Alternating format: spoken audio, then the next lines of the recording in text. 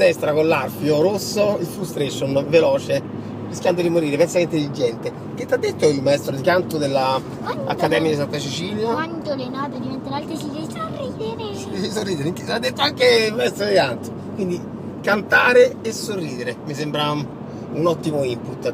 Perché, caro amore mio, oggi è il 16 novembre e io ci tengo, tesoro, che sia chiaro che quel quattoncino lì che ci scalda a me mi manda con la muta e la maglietta, e a te con un maglioncino, insomma, sì, che a cortina ci stavi bene. Stai schiumando?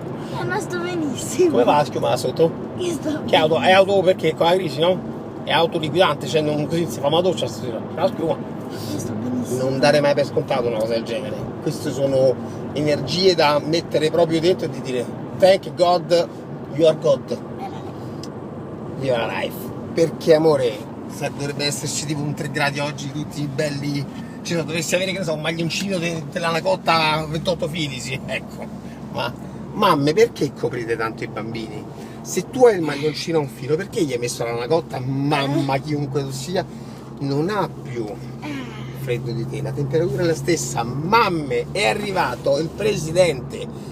Io ho i pezzi di ricambio per le vostre cucine a gas a filo, forbici da seta.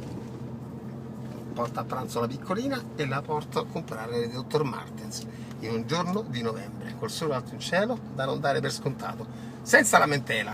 Tra una settimana a Villa Glori, qua vicino, una coperta per scoprirci, portiamo le coperte senza tetto e poi le rivendiamo. Secondo te sto male? Viva la vita! Ah, comunque le Dr. Martens me le compro fucsia lucide con i lacci. Ah, scusa, l'attenzione per dettagli, la differenza. Eh sì, perché Te le tutti pensano compri? se le compra nere. Ciao, te le compri. Se le compri.